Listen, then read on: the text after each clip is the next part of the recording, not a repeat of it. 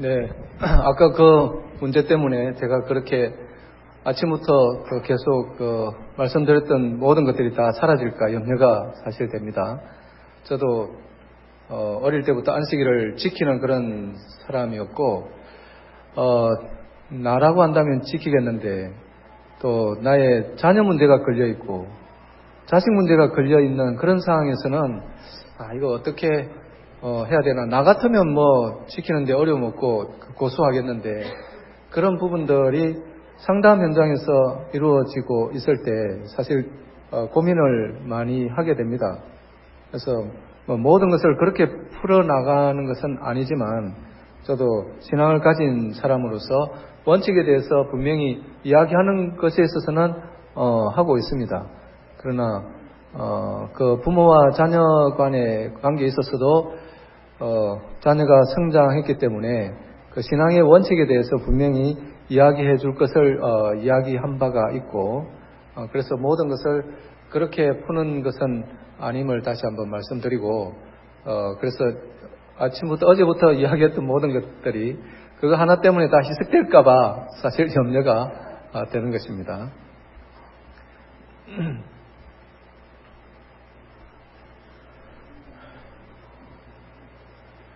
저는 옛날에 고등학교 때 교회를 간다는 이유로 월요일 날 되면 교장실에 불려가서 몽둥이로 맞아야만 했었습니다. 별명도 얻게 되었습니다. 안식교라고. 제가 그때 공을 잘 찼는데 제 이름 부르지 않고 안식 이리 패세 이런 식의 별명이 붙을 정도로 그런 시간이 있었고, 그날이 개인적으로도 싸워서 또는 노력해서 얻은 그런 경험들이 있기 때문에 누구보다도 이날을 중히 여기고 원칙대로 하려고 합니다. 그런 부분들을 이렇게 생각해 주시면 좋겠고요. 그런 상황에서 이 상담이라고 하는 이런 공부를 하다 보니까 어떤 면에 있어서 강요했던 이런 부분들이 내한테 없었을까 하는 그런 부분들을 좀 생각할 수가 있었습니다.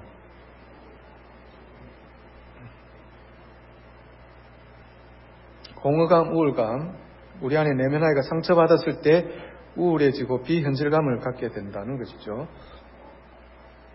그래서 공허감은 외로움을 가져오고, 이 외로움이 사실 우리가 감당하기 힘든 부분이 이 외로움입니다. 외로움. 신체적 상처보다 감당하기 어려운 게 사실 이 외로움이거든요. 여대생들이 외로움을 많이 탑니다. 남자들도 외로움을 타지만 여대생들이 외로움을 많이 탑니다. 이렇게 꽃다운 여대생들이 왜 외로움을 탈까? 처음에 잘 이해를 못했는데, 외로움이 참 많구나. 여대생들만 외로움이 있는 게 아니고 남자들보다 여자들이 외로움을 좀 많이 타더라는 겁니다. 왜 그럴까요? 바로 여자들은 관계 중심이기 때문에 그렇습니다. 관계 지향적이기 때문에. 남성들은 성취 지향적이어서 외로움을 타지만 여자들이 타는 것과는 다른 것입니다. 남자들은 어떤 일을 한다든지 일에 집중한다든지 또 이런 어떤 사업, 어떤 일, 경영 이런 것들을 통해서 외로움을 달랠 수가 있는데, 여자들은 관계 중심이어서 그 외로움 자체도 관계를 통해서 풀려고 하기 때문에 수다가 통하는 것이죠. 그래서 결혼하기 전에 여자들이 외로움을 많이 탄다는 것이죠. 결혼 후에는 이혼한 사람들이 또 외로움을 탄다는 것입니다. 그래서 이 외로움을 이겨내지 못해서 재혼하는 경우가 많다는 것입니다. 그만큼 외로움이라고 하는 것은 우리 주위에 너무 깔려 있습니다. 내 태어나는 그 자체가 혼자 태어나기 때문에 외로움 자체입니다. 인생이 외로움 자체입니다. 그래서 우리는 관계가 필요하다는 거죠. 관계에서 따돌림을 받으면 그것만큼 비참한 존재가 또 없습니다.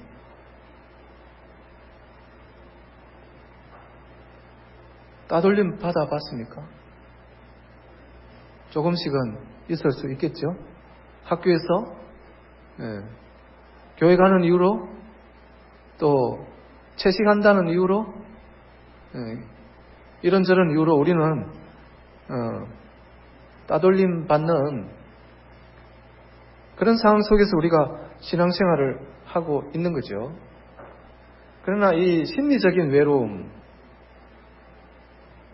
그래서 아이들로 하여금 사실 가족들로 하여금 외롭게 만들어서는 안 된다는 것입니다. 늘 연락을 하고 대화를 나누고 문자를 주고받고 그런 부분들이 우리에게 필요하다는 거죠. 그래서 가족들을 다시 한번 돌아볼 수 있는 그런 마음을 우리가 좀 가질 필요가 있습니다. 신앙 안에서 잘 하시고 계시겠지만 신앙 안에서도 외로움을 가질 수 있기 때문에 이런 교과를 통해서 다시 한번 가족들을 살펴볼 수 있는 그런 기회가 되었으면 좋겠습니다. 공격적 행동, 자기애성 성격 장애, 신뢰감 장애, 표출된 행동, 내면적 행동, 친밀감 장애, 무질서한 행동, 중독적이고 강박적, 사고 왜고, 공허감, 이런 두 사람이 만나면 역기능적인 관계가 형성되는 것이죠.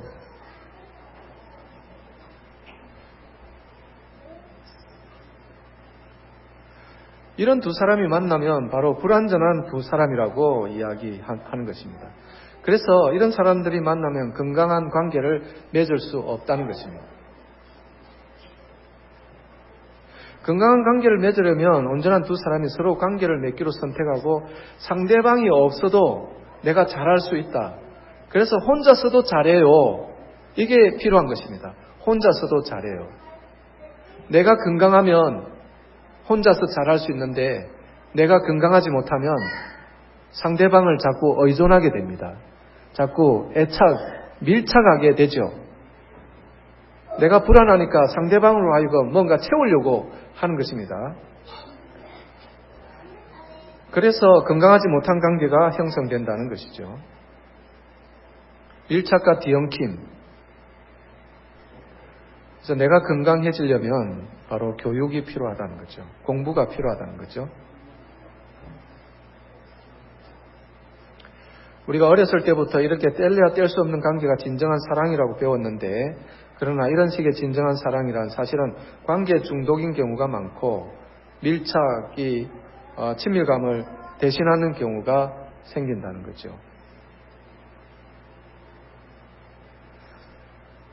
이러한 관계는 둘 중 한 사람이 성장을 하거나 변화하게 되면 위험에 처하게 된다는 말이 있는데요.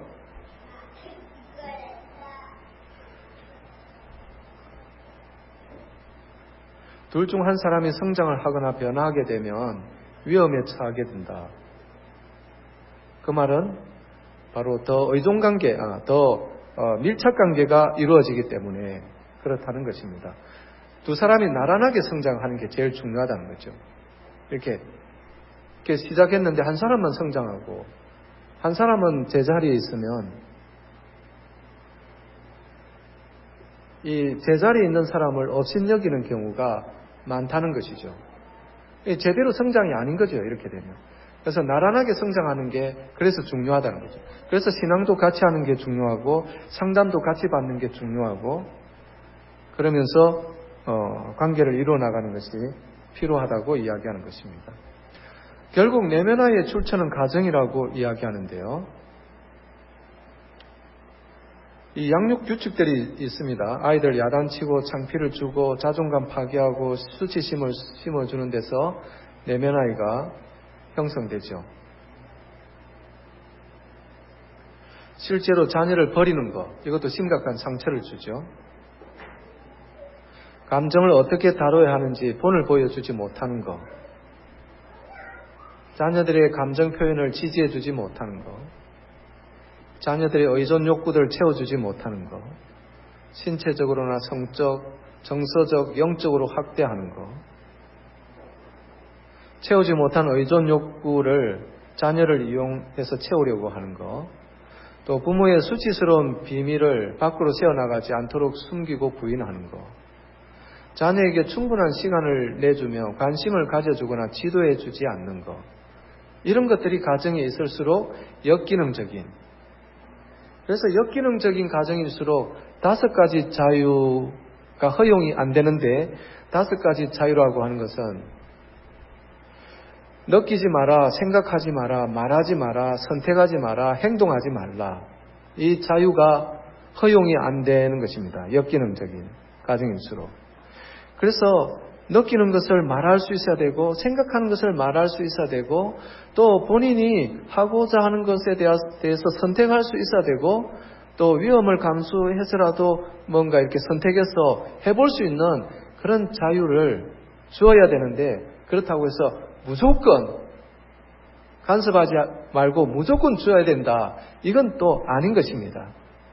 아이가 무슨 말을 해야 되는지 또 어떤 생각을 가지고 있는지 그 느낌이 바른 것인지 그런 것인지 그가 하고자 하는 일들이 온전한 것인지 그가 선택한 것이 괜찮은 것인지 이런 부분들을 부모 입장에서 잘 생각하면서 그것을 하고 싶다고 할 때 이걸 어떻게 이루어 줄 수 있는가를 부모들이 함께 고민하고 그 해결 방법을 찾아내는 것, 이런 가정이 역기능 가정에서 벗어날 수 있는 것이죠. 또 역기능 가정과 순기능 가정의 차이점 하나는 우리는 싸우지 않아, 우리는 문제가 없어 이렇게 말하는 가정일수록 역기능 가정인 것입니다. 기능적인 가정에서는 문제가 있다고 이야기합니다. 우리 문제 있어. 그 문제를 항상 다루고 있어. 이게 중요한 것입니다. 우리 집에는 문제가 있는데 사소한 문제들이 항상 있어. 그래서 우리는 그걸 다루기 위해서 항상 의논하고 있는 거야. 이게 기능적인 가정인 것입니다. 문제가 없는 가정이 없기 때문에 그렇습니다. 그러나 역기능적인 가정일수록 그 문제 자체를 회피하거나 무시하거나 다루지를 못하는 것입니다. 어떻게 해야 되는지를 모르는 것입니다. 문제는 있는데 그 문제를 어떻게 해결해야 되는지를 모르는 것입니다. 방법을 찾아야 되는데 힘의 논리로서 강요하거나 억압하거나 이렇게 되면 방법을 제대로 찾을 수가 없는 것입니다. 그래서 그런 면에 있어서 가족과의 관계에서 기능적인 관계로 이어지고 그 역할을 하려면 나의 생각과 나의 가치관 면에 있어서 어떤 변화를 추구해야 된다는 것입니다.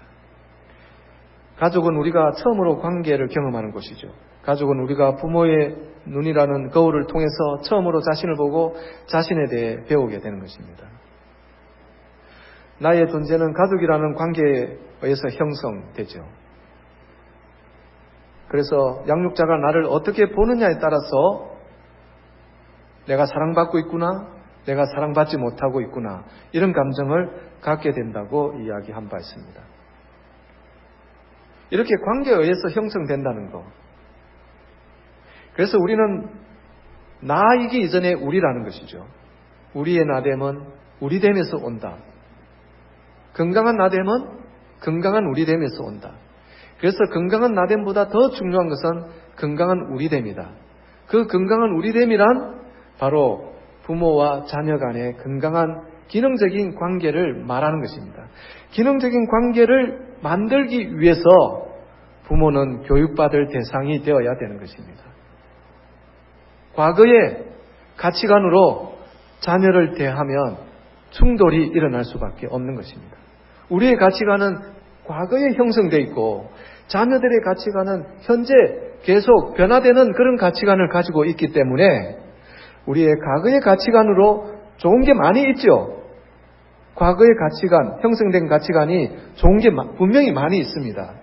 그러나 현재 성장하는 자녀들의 가치관에 잘 적용을 하려면 내가 배워야 되고 내가 교육받아야 되고 내가 가지고 있는 이 가치관을 어떻게 자녀에게 잘 적용시켜서 자녀도 살아나고 나의 권위도 살아나는 그런 대화를 어떻게 만들어 나갈 것인가? 이것은 우리 모두의 과제라고 볼 수가 있겠습니다. 그래야 그 아이들이 어떤 문제가 있을 때, 갈등이 있을 때 부모하고 대화가 되니까 어떤 것이 풀어지더라. 이런 것을 배우게 되면 그 아이들이 어른이 되지 않습니까? 부모가 되어서 자기 자녀를 양육할 때 대화로서 뭔가 풀려고 하는 것입니다. 대화가 점점 더 깊이 들어가는 것입니다. 처음부터 끝까지 대화로서 이룰 수 있는 그런 관계가 되는 것입니다. 대화를 하다가 안 되면 그냥 권위로, 그냥 힘의 원리로 안 돼. 이런 식으로 나가면 안 된다는 것입니다. 뭔가 찾기 위하여 고민하고 아파하는 모습을 보여줄 필요가 있는 것입니다. 그런 가운데 원칙도 이야기하면서 그러나 네가 꼭 이 일을 하고 싶다면 어떻게 해야 되는지 함께 고민하는 그런 부분을 만들어 주셔야 된다는 것입니다. 이런 것들이 건강한 우리됨입니다. 건강한 우리됨은 쉽게 이루어지지 않습니다. 나의 많은 성장과 더불어 이루어진다는 것입니다. 결혼관계가 건강하고 기능적이면 아이들은 성장할 수 있는 기회를 가질 수 있죠. 건강하고 기능적인 결혼관계에 있는 배우자는 둘 다 자신의 상처, 행동, 행복이 결국 자신의 책임이라는 것을 알게 됩니다. 상대방의 책임이라고 돌리지 않습니다. 이건 내가 해결해야 될 문제구나. 이거 어떻게 하면 좋을까? 책을 통해서나 성경을 통해서나 말씀을 통해서나 어떤 교육을 통해서 이걸 내가 좀 찾아야 되겠다. 그런 움직임이 일어나야 되는 것입니다. 밖에 있는 무언가에 의지한다면 점차 성숙해가며 행복을 실현할 수 없다. 밖에 있는 무언가를 의지한다면. 건강한 관계는 성숙한 것으로서 평등하고 스스로 책임질 줄 알며 상호 지원해 주는 관계다. 건강하고 위탁된 관계에 있는 배우자는 훈련에도 위탁한다. 훈련에 전적으로 맡긴다 이 말입니다. 훈련에 전적으로 맡겨서 그 훈련대로 살아가려고 한다는 거죠. 그래서 각자는 자기 훈련이 되어 있고 관계에도 훈련을 적용시킬 수 있는 것입니다. 우리의 내면의 상처는 가족으로부터 온다는 것이죠. 그 책임은 부모인 나에게 있다는 것입니다. 내가 어떤 생활을 해왔는가, 어떤 상처를 가지고 있는가, 이 상처를 상처로 보지 아니하면 절대 발전이 일어날 수 없습니다.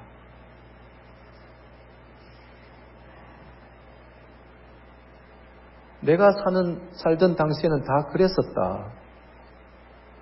내 부모는 나를 사람되게 하기 위하여 나를 때렸었다. 그래서 나는 교육을 잘 받고 성공했다. 우리 부모를 욕돌릴 수 없다. 부모를 욕돌리는 것이 아닌 것입니다. 상담 공부를 하러 처음에 오는 사람들이 거기에 많이 죄책감이나 자기 상처를 이야기하는데 부모와 관련된 이야기를 자꾸 이야기하잖아요. 자기는 석사학위도 있고 많이 배웠고 결혼도 했고 어른인데 나는 지금 잘 살고 있는데 행복한데 그런데 내 마음속에 뭔가 상처가 있는데 그 상처를 발견하고 이야기하다 보니까 부모 이야기를 자꾸 하게 돼. 내 부모가 그럼 잘못된 것인가? 이렇게 생각하는 경우가 많다는 것입니다. 부모를 욕돌리는 건 결코 아닌 것입니다. 나의 상처를 발견하기 위해서는 부모가 그렇게 할 수밖에 없었던 그 시대의 그 장면을 생각하면서 이것이 나의 상처이구나. 그래서 어떤 사람은 그 공부를 한두 번 하고 난 다음에 곧장 어머니한테 찾아가서 어머니 나한테 잘못했다고 말해줘. 느닷없이 딸이 와서 이런 말을 하니 내가 너를 어떻게 키웠는데 내가 너한테 잘못한 것이 무엇이냐고. 이 충돌이 일어나는 것입니다. 지혜롭지 못한 방법이에요. 부모가 내한테 준 상처가 어떤 것인지 조목조목 잘 이렇게 간직하고 있다가 일단은 자기 감정을 아까 여기서 내면화에 푸는 감정 보셨죠? 그 감정을 안정된 장소에서 풀어내고 그러면 상처 입은 감정이 나오잖아요. 그게 치유다 말이죠. 그리고 그런 치유가 되면 사람들이 말하기를 치유가 안 될 때는 부모가 원망스러웠는데 치유가 되니까 부모가 불쌍해지더라는 것입니다. 그래서 언젠가는 부모하고 대화가 잘 되면 드디어 부모에게 가서 엄마, 내가 엄마한테 듣고 싶은 말이 하나 있는데 좀 해줄 수 있겠어? 따지지 말고 사실 내가 어렸을 때 엄마가 내한테 이렇게 했잖아. 그거 내한테 미안하다고 한마디만 해줄 수 있겠어? 이렇게 이야기하는 것입니다. 그래서 조근조근 이야기하니까 엄마도 이해를 하고 아 그래 그때는 내가 몰랐는데 네가 이야기하니까 내가 너한테 정말 미안했었구나. 정말 미안하다. 그 말 한마디가 그 가슴에 있는 마음에 있는 상처가 눈 녹듯이 녹아지게 된다는 것입니다. 그래서 부모된 우리가 자녀에게 할 수 있는 과제가 하나 있는데 자녀들이 기억이 안 난다 하더라도 몸은 그걸 기억하고 있거든요. 마치 우리가 미국 여행을 하고 여기 한국에 오면 일주일 동안 시차 적응이 있잖아요. 나는 일어나 있는데 내 몸이 잠잘 때를 알고 있는 거야. 아직 적응이 안 돼가지고. 마찬가지로 내 어렸을 때의 어떤 흔적들은 나는 기억은 안 나지만 나의 뇌는 알고 있다는 것입니다. 그래서 알지도 못하는 거 끄집어내가지고 미안할 필요가 있겠는가 이렇게 이야기하는데 내가 알고 있다면 부모로서 내가 알고 있다면 자녀를 불러놓고 그런 이야기를 하면서 내가 정말 너한테 미안하다. 그 이야기를 부모된 입장에서 우리는 해야 되는 것입니다. 둘째 아이가 대형마트에서 중학교 2학년 때 친구들하고 이렇게 MP3에 대해서 보다가 탐나는 것이 있어서 살짝 주머니에 넣었나 봅니다. CCTV 찍혀가지고 그 대형마트에서 전화가 왔습니다. 좀 오라고. 당신 아들이 물건을 가져갔다고. 가니까 아이가 잡혀 있어요. 가서 용서를 구하고 지불하고 아이를 데리고 왔습니다.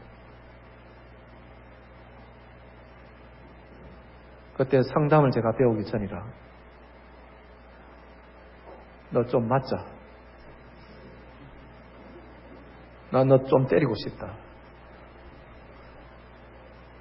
1시간 동안 때렸습니다. 1시간 동안. 왜 내가 이렇게 때렸을까? 참 무식한 방법이었어요. 제가 맞은 경험이 있기 때문에 때린 거지. 초등학교 6학년 때 초등학교 앞에서 장난감을 하나 가져가다가 주인이 없는 줄 알았는데 주인이 그 방 안에서 다 보고 있었더라고요. 나를 딱 잡아가지고 부엌으로 데려가서 연탄집게로 제가 신나게 맞은 적이 있었습니다. 그 일로 인해서 두 번 다시 그런 일에 가담하지 않았는데 그게 기억이 나서 너 좀 맞자. 몽둥이를 가지고 엎드려 놓고 1시간 동안 때리고 쉬고 때리고 쉬고 이렇게 했습니다. 상담을 배우고 난 다음에 내가 너무 잘못했구나. 이걸 내가 어떻게 용서를 받아야 되나. 어느 날 그 아이와 대화하면서 내가 너한테 꼭 하고 싶은 말이 있다. 너도 기억할 것이다. 이전에 대형마트에서 그 사건 가지고 내가 너한테 때린 적이 있는데 그때는 내가 어떻게 해야 될는지 몰라서 너를 때릴 수밖에 없었다. 내가 너한테 참 미안하다. 아빠를 좀 용서해 주면 좋겠다.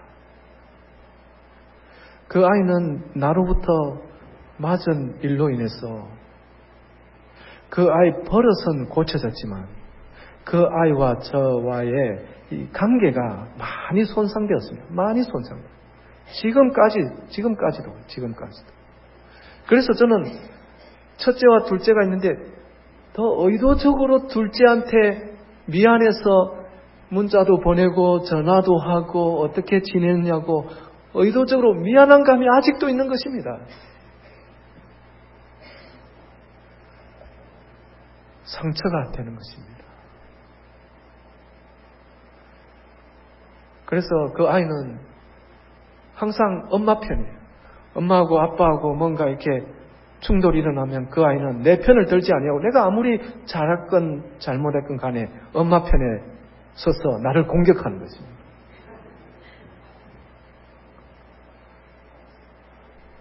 그런 관계가 저희 자녀들과의 관계였습니다. 상담을 제가 안 배웠더라면 아버지의 권위로 그렇게 했기 때문에 아마 끝까지 저는 그렇게 고집했을 것이고 지금도 잘했다고 저한테 그런 아이의 버릇을 고쳐준 역할을 했기 때문에 저는 잘했다고 아마 설교할 때마다 했을는지 모를 것입니다.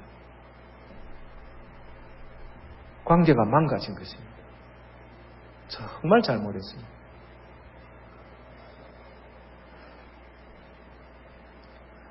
사랑하는 여러분, 우리가 다 그리스도를 사랑하고 그리스도를 섬기지만 인간적인 안목에 있어서 우리가 실수할 때가 참 많습니다.